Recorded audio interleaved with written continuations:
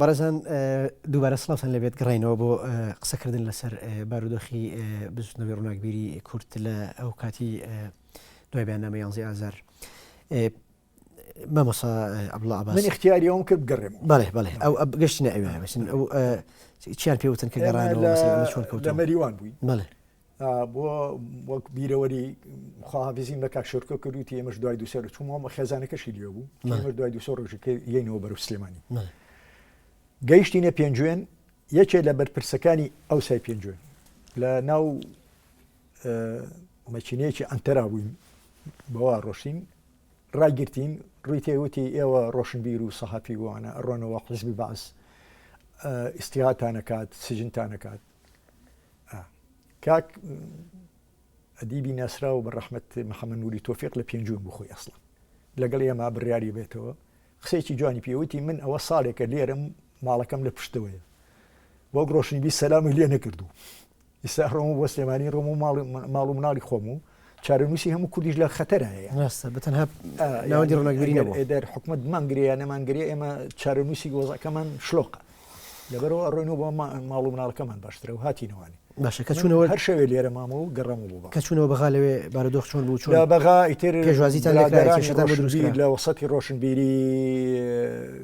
کاک سەربەس کاک حسین عارف ئەوانی لە ڕۆشنبیری ئەومانە کاک سەلاح شوان و هەمان گەڕێنەوە بۆ بەغا چیە بوون ئەو ڕووناکبیرانی نەگەڕانەوە ئەوەی بیرت بێ ناوەکانیان دەوانی ئەیان ناسم هەمووەمان گەڕێنەوە هەموو گەڕانەوە باشە مامۆستا عەبدوڵڵا عەباس لە گەربڕێنەوە بۆ مێژووی پێشتری بەر لە هەرسی شۆڕشی ئەیلول و 75 و 74 ئەمێ بگەڕێمەوە پێشتر هەندێک ڕوودا و لە ناوەندی ڕووناکبیری کوردی لە بەغا ڕوویە یەکێک لە ڕووداوانە کە لە شەستەکان بوو کوشتنی بێژەرێکی کورد بوو بە ناوی شاهێن تاڵەبانی کە بێژەری ئێزگی کوردی بوو لە بەغا ئەم ئەوەندەی ئاگاداربی ئەم هۆکاری کوشتنی ئەم بێژەرە کوردە چی بوو کوشتی شاهێن تاڵبانی موزیع نەبوو لە ئیزای کوردی بەرپرسیاری بەشی ئیزگەی کوردی بوو بەڵێ لێکێک لەسەر چاوکەنە بە بێژەر هاتووە دیارە خۆی لە انقلابەکەی 63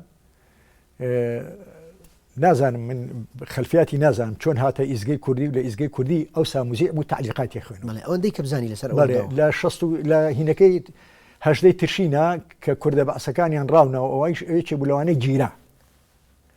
دوایی نازانم چۆن بە واستە ئەمانە بەرڵایان کرد و هاتەوە بۆ ئیزای کوردی کردیان بە سەرۆکی بەش آخر ئیزای کوردی بەڕێوە لەسەری مەسەلەی کوردایەتی گیرا بەعسیەکان گرتیان نەخێر یا لەسەر مەسەلەی بەعسی بوون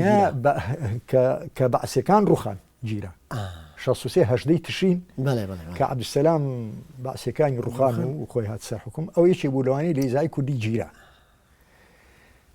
وەک پێم وتی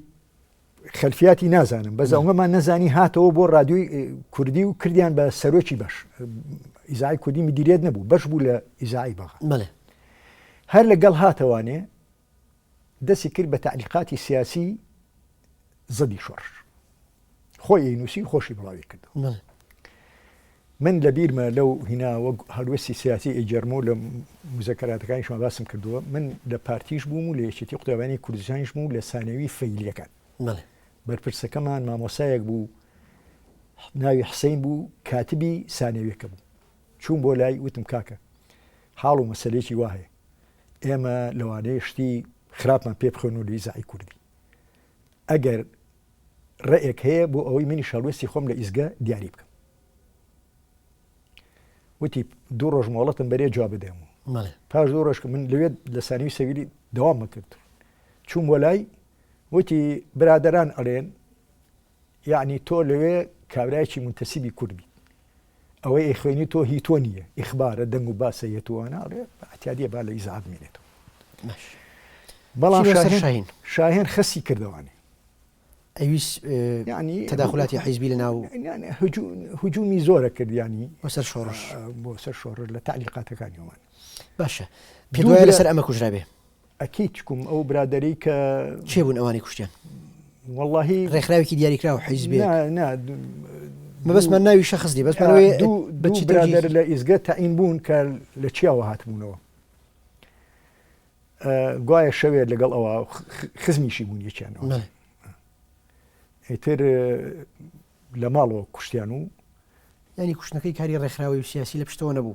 شت هەوڵی شخصی بوو واللهی ئەوەندە ئەزانم کە لە ڕادیۆی دەنگی کوردستانەوانێ ئیحتیمامیان بە هەواڵەکە باشە ئەی کوشتنی عوسمان محەممەد فایق هەر لە بەغا ئەو کات بەڕێوبەری گشتی ڕۆشنبیری و بڵاوکردنەوە بوو لە بەغا کەسایەتیشی کورد لە ناوەندی ڕووناکبیریە ئەم بۆچی کوژرا و چۆن کوژرا و کێ کوشتی لە بەشێکی پێشوە ئاماژەم بۆ کرد کە ئەگەر زیاتر ئێستا ینی ئەو کە هاتە ئەوێ عوسمان فایق کورد بوو خەڵکی سلێمانی بوو بەس دەمێ بوو لە بەغا دانیشتبوونەوە من بەناسینی خۆم شخصی دوای حەبەی تەمووس انقلابەکە حەبەی تەمووس لە ئیزگەی بەغا ناسیم کردیان بە مدیری ئیزاعی بەغا نەکوردی طبعا لە خۆ نەکراوە بم نانە بەعسی بوو باسی بوو ئێوارەیەکیان لە ژووری موزیعە کوردیەکان بەشی کوردی دانیشت بووین خۆی کرد بە ژوورە سەلامی لێ کردین و عەبدولیا حاجی موسا بەڕێوەبەری یعنی سەرۆک بەشی ئیزگەی کوردی بوو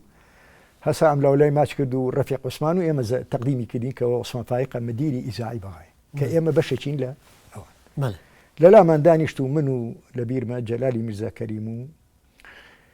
عەبدولوهاب تاڵەبانی ینی موزیعەکانی ئیزاعی کوردی لێوە دانیشت بووین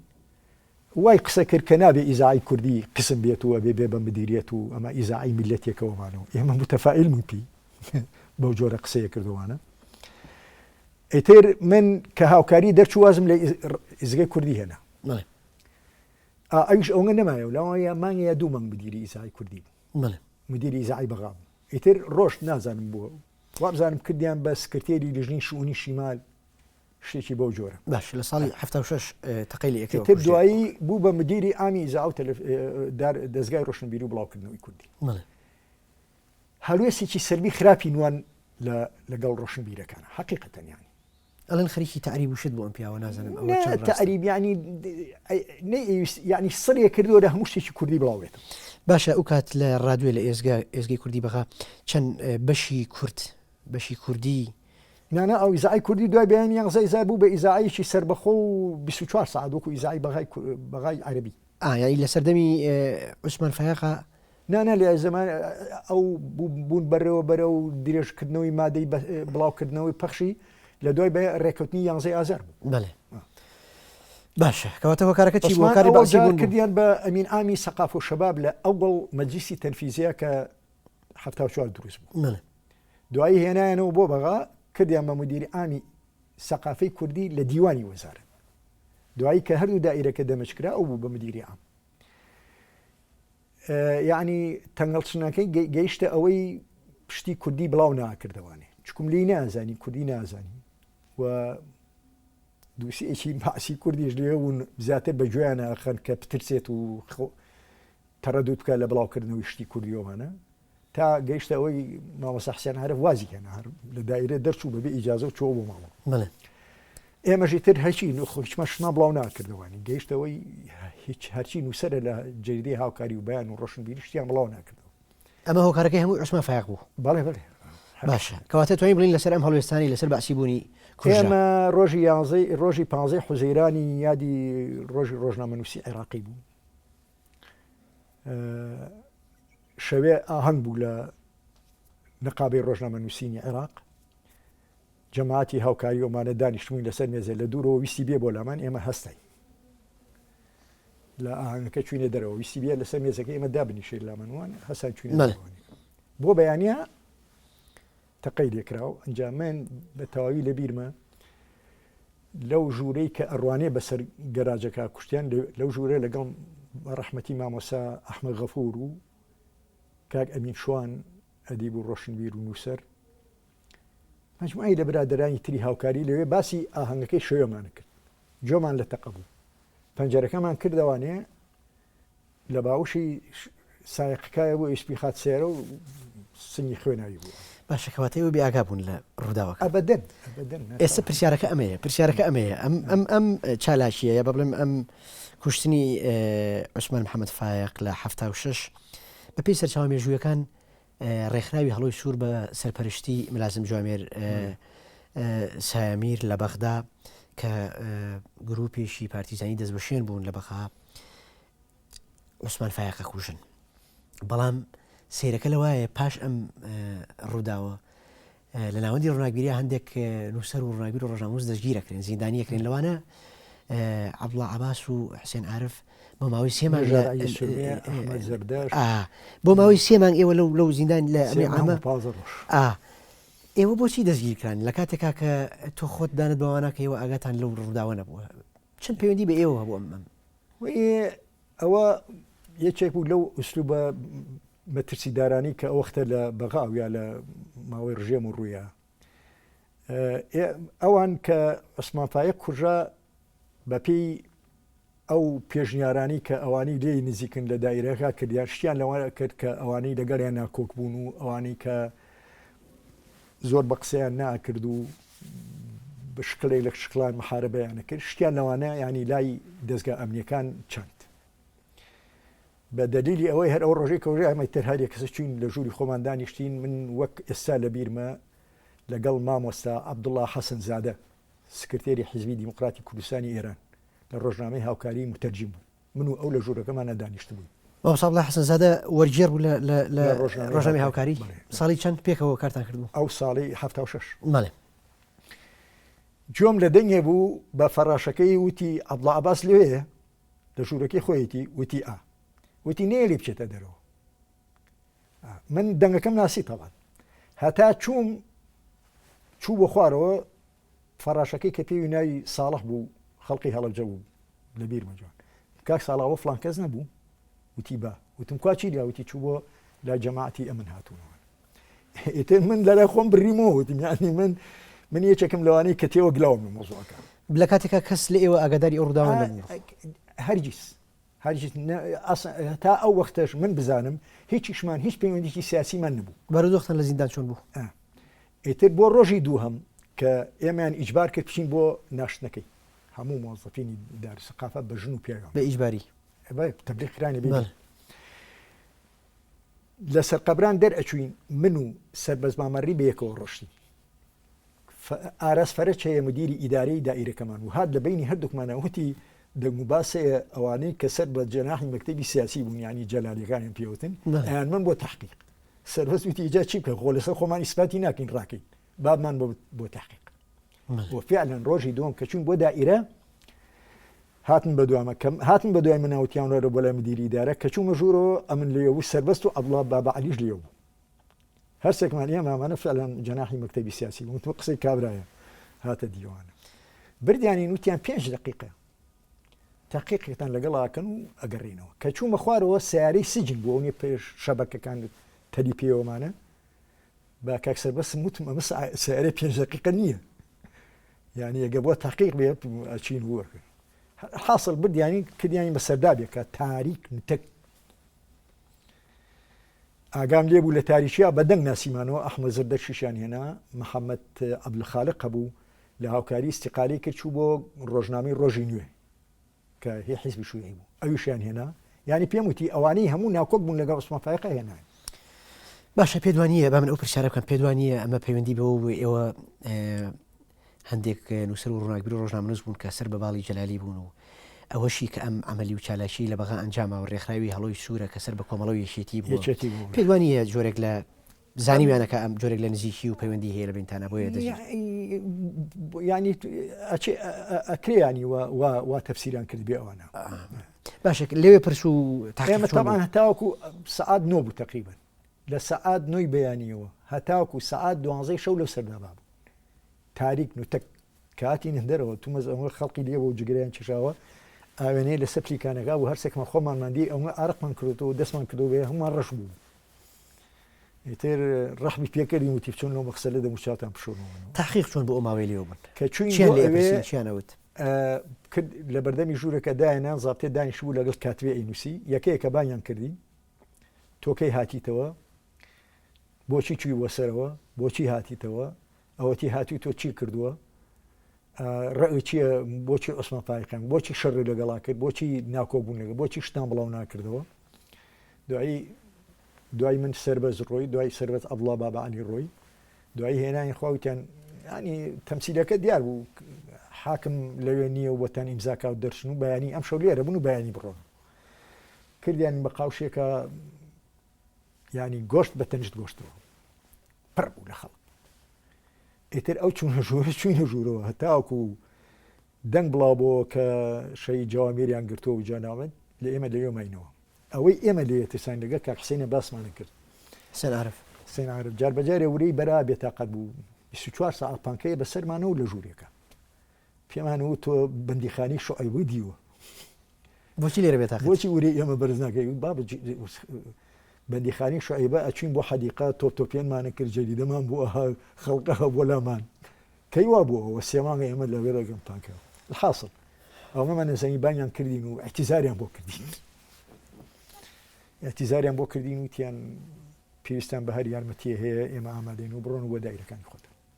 پاشەنێک 3 مانگ و 15 ڕۆژ هیچ تاقیقێک نەکرا